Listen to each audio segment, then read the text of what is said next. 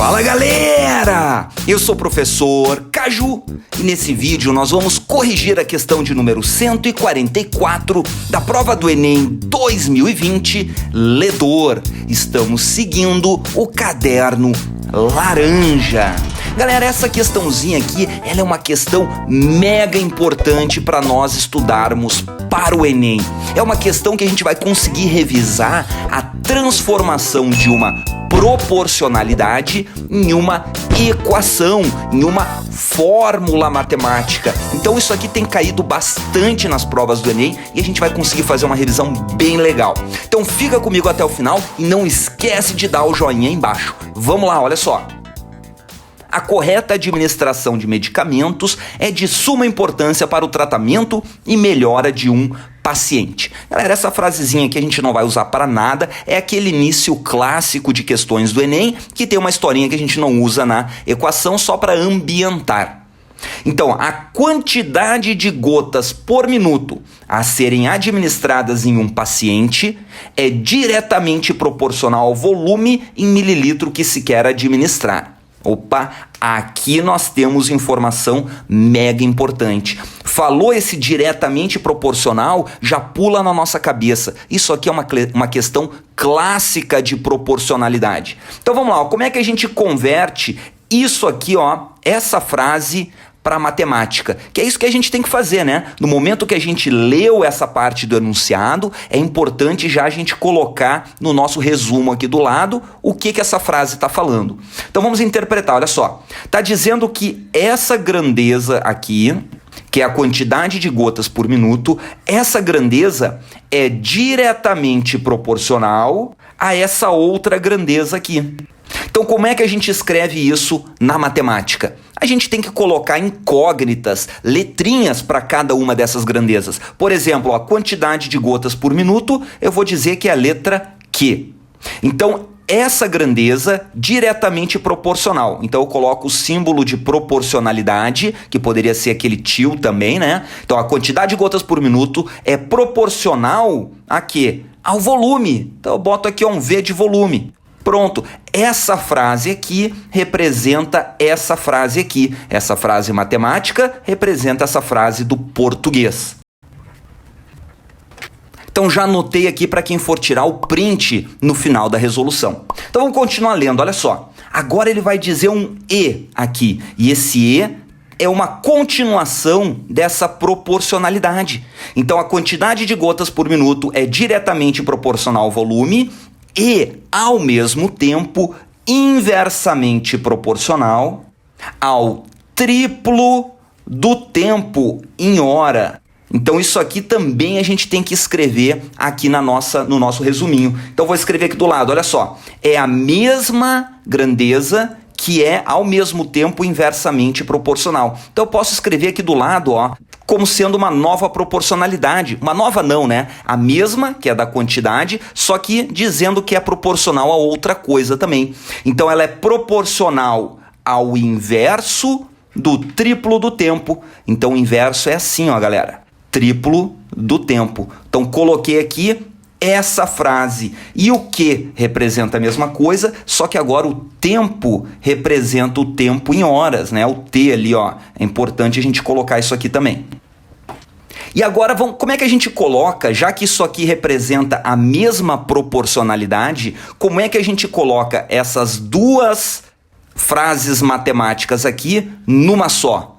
Galera, olha aqui, diretamente proporcional eu coloco aqui desse jeito, né? Direto. E quando é inversamente proporcional, eu coloco embaixo. Então eu poderia ter escrito numa linha só a mesma coisa, olha só. Essa quantidade, ela é proporcional diretamente ao volume e inversamente ao triplo do tempo. Então eu poderia ter escrito essas duas frases desse jeito. E é essa aqui que nos interessa mais. E daí ele fala o seguinte, ó, ele fala que essa proporção tem uma constante de proporcionalidade igual a 1. Pô, bem legal isso aqui, né? Às vezes as questões, na maioria das vezes, ela não nos indica a constante de proporcionalidade. A gente tem que calcular. Mas para que serve essa constante de proporcionalidade? Galera, vamos começar a resolução aqui, ó, depois a gente lê esse finalzinho. É o seguinte, se nós quisermos transformar essa proporcionalidade em uma fórmula, que é isso que a gente vai fazer,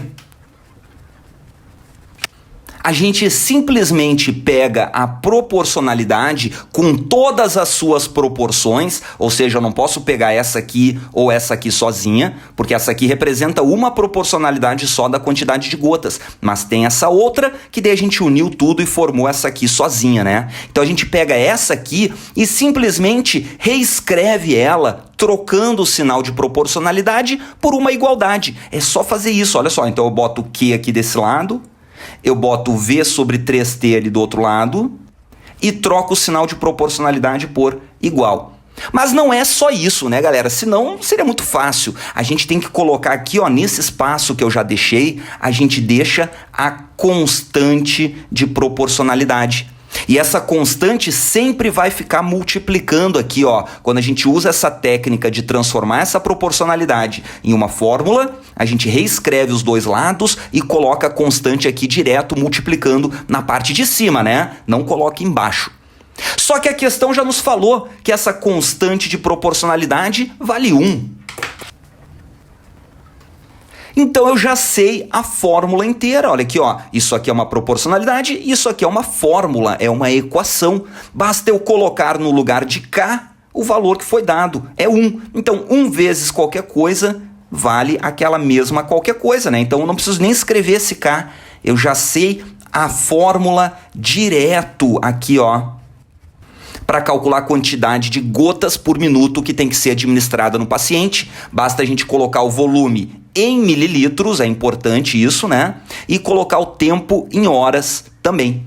Então olha aqui, ó, um paciente desidratado vai receber 500 mililitros de soro fisiológico em 12 horas. Então ele nos deu o volume e nos deu o tempo em horas, né? O volume direto em mililitros e o tempo direto em horas. Daí pergunta, o número que mais se aproxima da quantidade de gotas por minuto que devem ser administradas é quanto? Galera, a quantidade de gotas é o quê? Então eu vou fazer isso, ó. Para achar a quantidade de gotas, eu vou pegar o volume, que é 500, que já está em mililitros aqui, ó. Então 500... dividido por 3 vezes, galera, não pode esquecer esse 3 aqui. Então é 3 vezes o T, e o T é 12 horas, e já está em horas conforme foi dado a fórmula para nós, né? Conforme foi dada a proporcionalidade. Então 12 horas tá aqui. Galera, só um comentáriozinho aqui sobre essa questão das horas aqui. Se nós quiséssemos trocar horas para minutos, poderia? Galera, não poderia, porque a questão já nos deu a constante de proporcionalidade.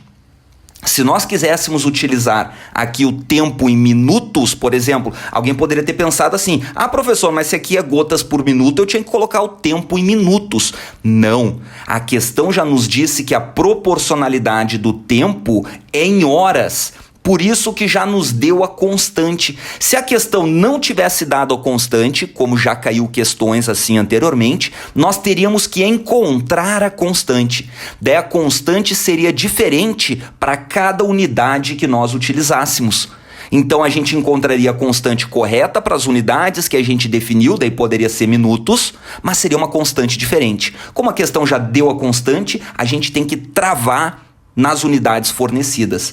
Então aqui, ó, esse cálculo vai nos dar a resposta que a questão quer. Então vamos lá, vamos resolver esse cálculo aqui. Mas antes a gente pode simplificar por 2 aqui, ó, e aqui, então vai dar 250, né, simplificando por 2, e aqui vai dar 6. De novo, dá para simplificar por 2, né? Porque aqui é um número par e aqui é um número par. Galera, esse 3 aqui está multiplicando o 6, então eu não posso simplificar eles dois, né? Tipo, esse 6 dividir por 3, porque eles estão multiplicando. Então eu vou lá, ó, vou simplificar aqui por 2, vai dar 125, e vou simplificar por 2, vai dar 3. Então vamos lá, vamos ver como é que ficou no final depois da simplificação. Ficou, na parte de cima, sobrou só o 125.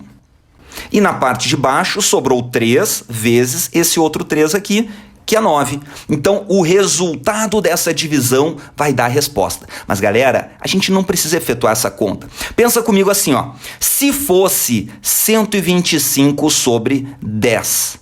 quanto é que daria esse cálculo aqui? Bom, esse cálculo seria bem fácil, né? Porque dividir por 10, a vírgula anda uma casa para a esquerda. Então, daria 12,5. Então, se fosse 10 aqui embaixo, seria essa a resposta. Mas como não é 10, é um número menor, então a gente tem que saber, esse resultado aqui, ó, é menor que 12,5 ou é maior que 12,5? A gente tem que ter essa noção. Então a gente pensa da seguinte forma, ó. Antes eu dividi por 10, eu tinha 125 chocolates para dar para 10 pessoas.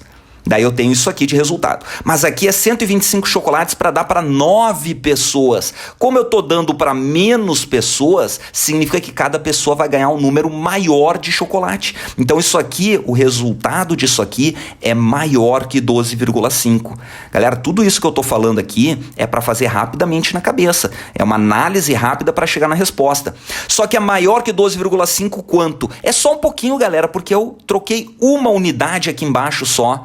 Então, é um pouco maior que 12,5. Daí a gente vai lá nas respostas. Quem que é um pouco maior que 12,5? É a letra Charlie. Aqui é 14, porque 18 já está muito longe, 42 muito mais ainda. Mas se nós fizéssemos o cálculo corretamente, daria mais ou menos 14, sim, 13,9, 14,1, daria alguma coisa desse jeito. Beleza, galera? Gabarito, letra Charlie. Espero que vocês tenham curtido. Se curtiram, não esquece de dar o joinha aí embaixo e de compartilhar esse vídeo com a galera de vocês que esteja estudando pro Enem também. Valeu, pessoal, um grande abraço e até a próxima!